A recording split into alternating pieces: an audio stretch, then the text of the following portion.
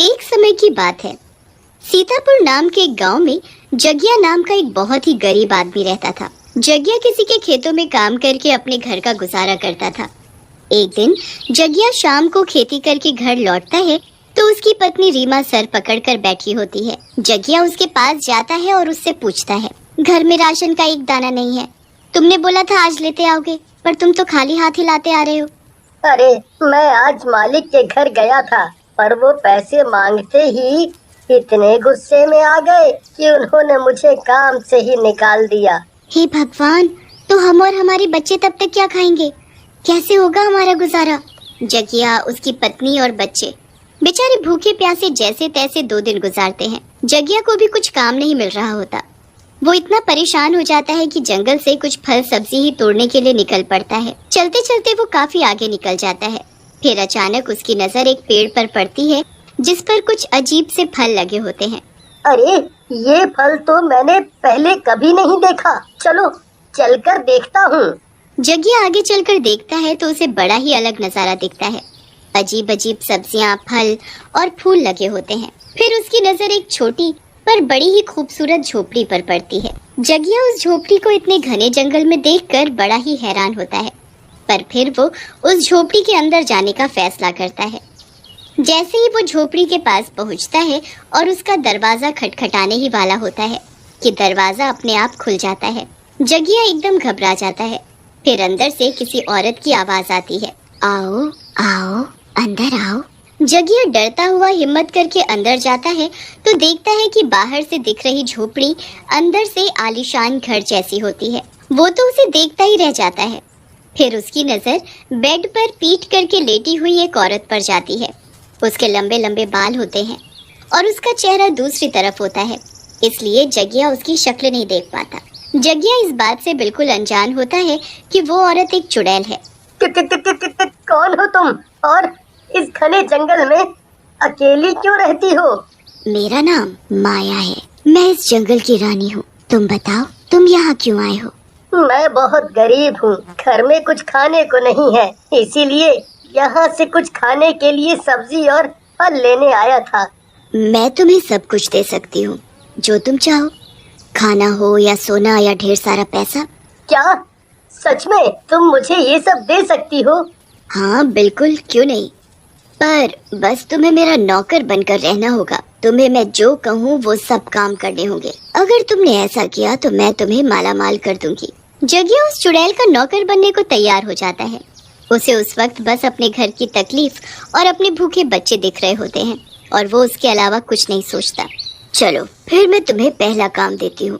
जाओ, अभी बाहर जाओ और वहाँ एक पीले फल वाला पेड़ होगा। उस पेड़ पर चढ़कर सबसे पका हुआ फल लेकर आओ। याद रहे, फल सबसे पका हुआ और मीठा होना चाहिए। जगिया झोपड़ी के बाहर जाता है और पीले फल के पेड़ पर चढ़ जाता है। उसके बाद वो सबसे पका हुआ फल ढूंढने लगता है। अब इसमें से सबसे पका हुआ फल कौन सा है, ये कैसे पता लगेगा? फिर जगिया की नजर एक ऐसे फल पर जाती है जिस पर मक्खियाँ भिनभिना रही होती हैं। उससे वो समझ जाता है कि सबसे पका हुआ और मीठा फल है। वो जल्दी से उस फल को तोड़ लेता है और उस चुड़ैल के लिए ले जाता है। चुड़ैल अभी भी पीठ करके लेटी होती है। वो पीछे हाथ करके जगिया के हाथ से फल ले लेती है और उसे खाने लगती है। वाह, ये तो बहुत ही मीठा है। मैं तुमसे बहुत खुश हुई। तुमने बहुत अच्छा काम किया। चलो अब तुम घर जाओ और मेरी झोपड़ी के बाहर तुम्हारे लिए कुछ रखा हुआ है, उसे घर ले जाना। पर अभी तो मैं बाहर से ही आ रहा हूँ, वहाँ कुछ नहीं था। मैंने कहा ना बाहर कुछ है, अब तुम जाओ। जगिया को समझ नहीं आता और उसे लगता है कि वो औरत उसे पागल बना रही है। वो निराश हो जाता है और झोपड़ी का दरवाजा खोलकर बाहर जाने लगता है। जैसे ही वो बाहर निकलता है उसकी नजर बाहर रखे ढेर सारे राशन पर जाती है। आटा, सब्जी, तेल, फल और जाने क्या क्या सामान वहाँ रखा होता है। जगिया इतना सब देखकर हैरान भी होता है और खुशी से पागल भी। वो जल्दी से सब चीजें उठाता है और जल्दी घर जाता है। रीमा इतना सब देखकर बड़ी हैरान होती है।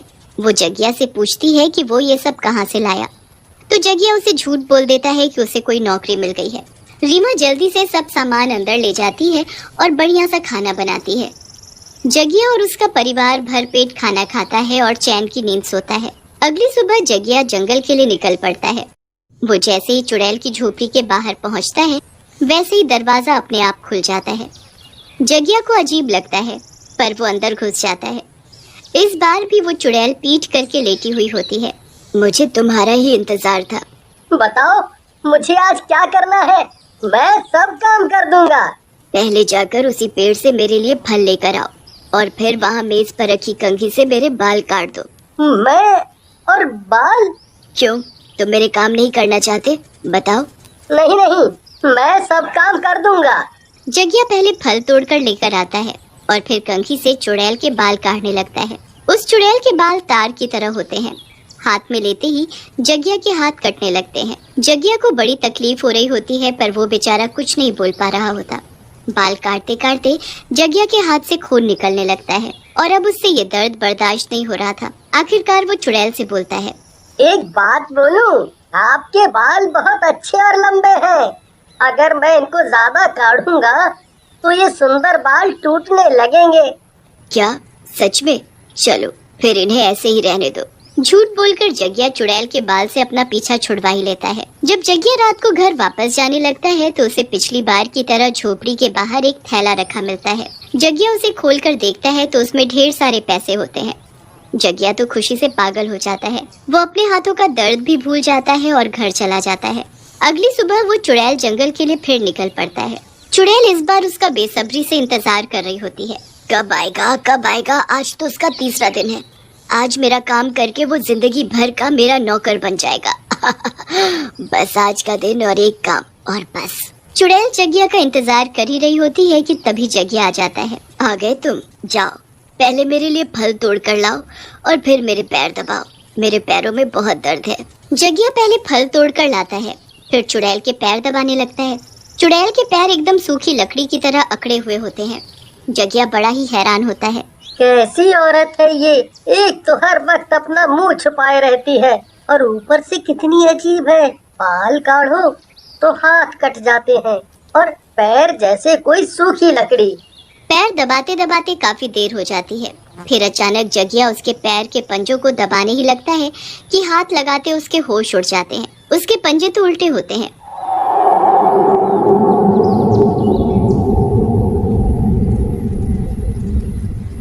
जगिया बुरी तरह कांपने लगता है। अब उसे सब कुछ समझ आ जाता है। क्या हुआ? रुक क्यों गए? मेरे पैर दबाओ। नहीं, वो मुझे कुछ जरूरी काम याद आ गया। क्या मैं अभी घर जा सकता हूँ? नहीं, बिल्कुल नहीं। अब तुम अपने घर कभी नहीं जा सकते। चुड़ैल पलट कर देखती है तो उसकी भयानक शक्ल देखकर जगिया दूर जा गिरता है। वो बुरी तरह चिल्लाकर भागने लगता है, पर अचानक झोपड़ी का दरवाजा बंद हो जाता है। चुड़ैल जोर जोर से हंसने लगती है। जगिया चुड़ैल के आगे हाथ जोड़ने लगता है। ऐसे कैसे जाने दूं? अब तो तू मेरा जिंदगी भर का नौकर बन चुका है। तूने 3 दिन मेरा काम किया और अब से तू मेरा नौकर है। जगिया बुरी तरह फंस जाता है और उस चुड़ैल के घर में बंद होकर रह जाता है। चुड़ैल उसे अपना नौकर बना लेती है और उससे जालिमों की तरह काम करवाने लगती है। जगिया को ऐसे ही काफी दिन निकल जाते हैं। उसकी हालत बद से बदतर हो जाती है और दूसरी तरफ उसकी बीवी उसे ढूंढ ढूंढ कर परेशान हो चुकी होती है। मुझे कैसे भी इससे बचकर निकलना होगा। कुछ तो होगा जिससे इस चुड़ैल का अंत हो सके। एक रात जब चुड़ैल अपनी तंत्र विद्या कर रही होती है तो जगिया मौके का फायदा उठाता है। मुझे लगता है ये चुड़ैल इस पेड़ के फलों को खाकर जिंदा रहती है, तभी ये मुझसे रोज एक फल मंगवाती है। अगर मैं इसे ही खत्म कर दूं तो शायद इस चुड़ैल का अंत हो सके। चुड़ैल घर के अंदर तंत्र मंत्र कर रही होती है और जगिया चुपके से बाहर जाकर उस शैतानी पेड़ को आग लगा देता है। पेड़ के जलते ही चुड़ैल के अंदर से चिल्लाने की आवाज आती है। आह आह, किसने मेरे शैतानी पेड़ को छुआ है? कौन है बाहर? जगिया खिड़की से अंदर देखता है तो चुड़ैल जल रही होती है। आग की लपटों में उसकी झोपड़ी भी जलने लगती है।